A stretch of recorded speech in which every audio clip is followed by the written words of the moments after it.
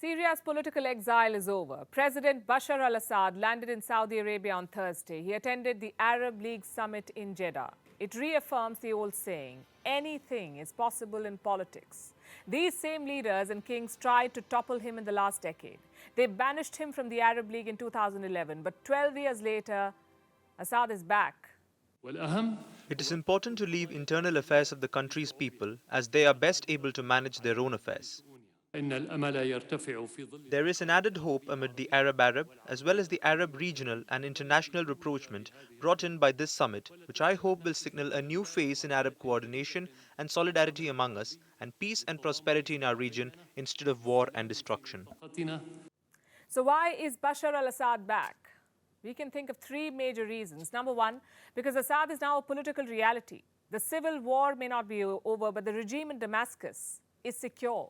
It is virtually impossible to topple Bashar al-Assad now. He controls most of the country, including the big cities in Syria. So the Arab League had two options. A, keep denying Assad's consolidated position, or B, start engaging with him.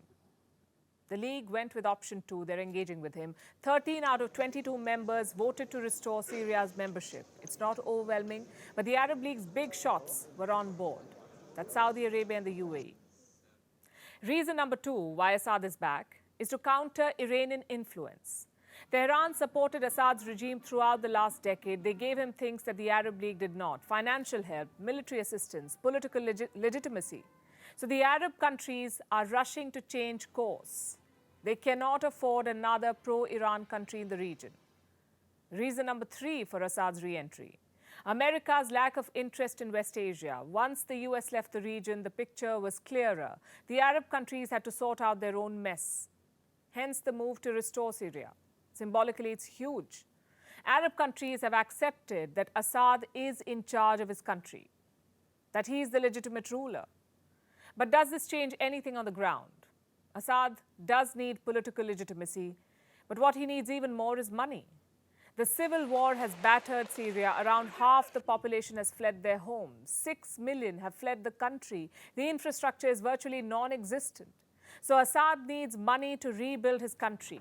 How much money are we talking about? In 2019, a UN report said $250 billion. That's 4 times Syria's GDP before the war. 4 times. Another report in 2023 said they need $1 trillion. Iran doesn't have that kind of money, neither does Russia. That's Assad's other ally. Well, guess who does? The Gulf Arab states. Saudi Arabia and the UAE can easily foot this bill. One problem stands in their way, though. That's Western sanctions. The US and Europe have criticized Syria's readmission into the Arab League. They say the time is not right. So unless the sanctions are lifted, the money will not flow. It's only a matter of time, though. The Arab states have enough leverage over Washington, which means sanctions relief will happen at some point. I know Syria is the big headline at the moment in this summit, but there's a larger political story here. The Arab League has always been considered a failed organization, too divided, too powerless, too ineffective. But Saudi Arabia is hoping to change that. They've normalized relations with Iran. They welcomed Syria back into the fold, and they seem lukewarm towards Israel. What do these moves signal? An acceptance of political realities. America's withdrawal seems to have liberated Arab policy, and Riyadh is taking the lead. They're pursuing twin policies on Iran. First, normalizing ties and opening lines of communication, and secondly, preparing a united Arab front. Riyadh knows only a united Arab world can take on Iran, and that is the big story here. An independent Arab world pursuing strategic autonomy. We saw another example of that today. Ukraine's President Volodymyr Zelensky was also in Jeddah. He attended the Arab League summit. Most of these countries have refused to condemn Russia's war. Some, like Syria, are in open support of Russia. Yet they invited Zelensky to attend their summit. Why is that? To tell Russia that lack of condemnation is not support. It's great how the tables have turned, really. The US and great powers used West Asia as their playground in the last century. Today, they're keeping the big powers guessing. The future is indeed multipolar. Our lead story tonight comes from Hiroshima in Japan. The world's biggest leaders are gathered there. They're attending the G7 summit. The G7 is a group of 7, the richest countries in the world: the US, Japan, Germany, Britain, France, Italy and Canada. These are the members. Now, China and India are not the members, although their economies are bigger than some of these member countries in G7. You see, this group was created 50 years back, and since then its membership has not been reformed much. There's been no revision. Even when the GDPs of countries like India and China have surpassed those of France, Italy and Canada. So they're still not members, and this is the G7 that we have. India, though, is attending as a guest, as an observer. It's been doing so for a while now. So the leaders of the G7 countries meet every year, apparently to discuss world economy. The summits are often mocked as lavish offsites for world leaders. This one, though, is in the news for being hijacked. By whom? Ukraine's President Volodymyr Zelensky. He's the wild card entry this time, and he's hogging the headlines. He'll go to Hiroshima in person, and he'll meet India's Prime Minister Narendra Modi there, the first meeting since the war began. And this has come out of the blue. Until yesterday, there was no word on Zelensky's attendance. Today it was announced. The Ukrainian leader is summit hopping. Today he was in Jeddah in Saudi Arabia for the Arab League summit. From there he'll head to Hiroshima. It's not clear when he'll land. They do not share too many details due to security concerns. But we understand he will be there on Sunday. And the very news of his arrival has upended the agenda of the summit. This meeting was supposed to be about inflation, about cost of living, about US debt ceiling crisis. Instead, it has become about Ukraine and Russia. It's turned into a war council of sorts. And the agenda has shifted. Now they'll discuss more sanctions on Russia and how to enforce them. Also, the proposal to provide F-16 jets to Kiev and the possibility of starting peace talks, all of it is expected to be discussed. And Ukraine is hoping for some big takeaways.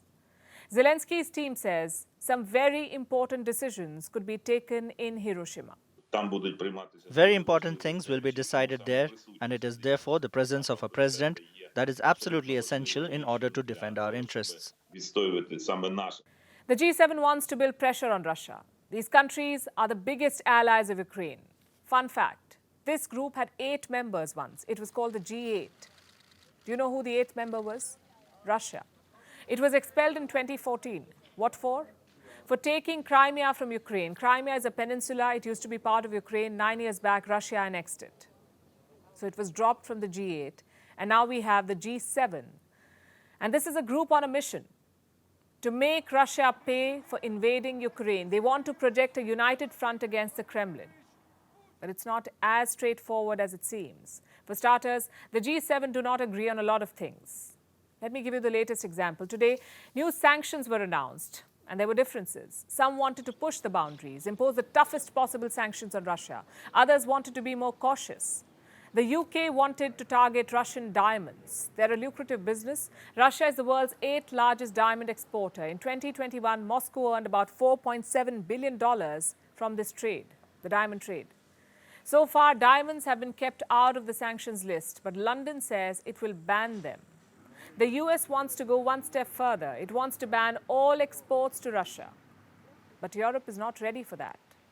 They've been part of at least 10 rounds of sanctions against Russia, but Europe still sends a lot of goods to Russia. This includes products like medicines, soap, coffee, cocoa, tea, toys, and dyeing liquids, among others. As of February this year, European apparel brands were also doing business with Russia. I'm talking about names like Boji, Benetton, Calzedonia, Eaton, and Lacoste. Earlier this week, German Chancellor Olaf Scholz spoke about this. He called for a quote-unquote pragmatic approach. In other words, an all-out ban is not feasible. What are the other options then? Reports say the G7 is considering a new proposal, something called the Traceability Initiative. It focuses on third parties. What are third parties? Countries that buy goods from Russia and sell them to the rest of the world. They're third parties. Now, we don't have the specifics yet, so we'll have to wait for the joint statement to shed light on what the plan really is. But if the G7 decides to target these third parties, it won't be good news for India. Prime Minister Modi, as we said, is in Hiroshima, not as a G7 member, but as an observer. His interventions will be watched closely. He'll meet the Quad leaders there. He'll meet Zelensky, of course. It'll be a test of India's diplomacy, how to navigate conflicting agendas, secure India's interests, and maintain strategic autonomy. This promises to be a busy weekend. We'll keep you posted. Every G7 leader has their work cut out, but none more than Joe Biden. He's physically in Hiroshima, but his mind must be in Washington. That's where the big debt ceiling talks are happening. Quick refresher, what exactly is the debt ceiling? There's a limit on how much the US government can borrow. That limit is called the debt ceiling. The US Congress sets this limit. Right now, the debt ceiling is $31.4 trillion. A lot of money, yes, but the US government has spent most of it. If the debt ceiling is not raised, they will run out of money, meaning no salary for government employees, no repayment of debt. In other words, a default. The US Treasury says time is running out, that Washington could default by the 1st of June. So Republicans and Democrats are hoping to strike a last-minute deal. House Speaker Kevin McCarthy sounded optimistic on Wednesday. The only thing I'm more optimistic about, he finally agreed to something that every other time we've been able to solve a problem has worked. The structure of negotiations. I have the grit, the perseverance, and we're going to get it done. The markets are hopeful too. US and European indices closed in the green on Thursday. But is a deal the end of it? Will things go back to normal overnight? Experts say they won't. We're talking about a major risk here. No one knows what a US default would even look like. Why? Because it's never ever happened before. So this is uncharted territory. Even if there's no default, there will be aftershocks. The question is, how big will it be? Wall Street says $1 trillion.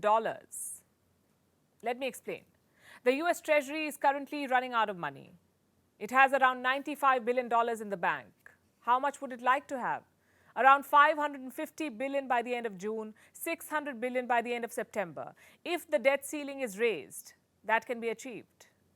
But the process is dangerous. The Treasury will have to issue more bills than usual. It will have to raise a lot of money in quick time. And where will this cash come from? The private sector that buys the bills. The end result could be a major liquidity crisis. Let's try and understand with the help of an example. Imagine you and your friends are out for dinner. The restaurant's internet is out, so you'll have to pay by cash. Just one problem though. You use UPI and don't carry a lot of cash. So you go around the table and you ask your friends. Everyone empties their wallet. Thankfully, there's enough money to pay the bill. The flip side, no one has liquid cash anymore. Your friend circle has run out of cash, has run out of money. That's what could happen in the US. The Treasury's rapid attempts to raise money could drain liquidity. What happens then? Fundings and loans could get more expensive. Bank of America says the impact will be similar to a quarter-point interest hike. That's 25 basis points. In normal times, this may not have been a problem. But in 2023 America, this could be disastrous. Interest rates are already high. They're 5% higher than in March 2022. So the US economy does not need another shock. But from the looks of it, there is no escape. Deal or no deal, there will be trouble ahead. And just to be clear, this wasn't some unavoidable crisis. This was perfectly preventable. Most countries in the world have debt ceilings, but they're not absolute amounts. They are percentages of the GDP. Like in the European Union, it's 60% of the GDP. But in the US, it's an absolute amount. What is the rationale behind this? Apparently accountability, to make sure no US president goes on a spending spree. It's a great idea, but for this idea to work, you need rational, responsible leaders. Unfortunately, the US has none. You have liberal leaders who want to overspend. You have conservatives who want to underspend. No one wants the middle ground. As a result, the debt ceiling has become weaponized. No one seriously believes the US will default, but even the remote possibility is too dangerous. So what's the solution? Ideally, just remove it. Australia did exactly that. They imposed a debt ceiling after the financial crisis of 2008. They faced the same problem as the US. So what did they do? They created bipartisan support to remove the ceiling in 2013. Well, that requires political maturity, something that American leaders seem to lack. The fact is, a government default is not a political matter. It's like national security. It's like nuclear policy.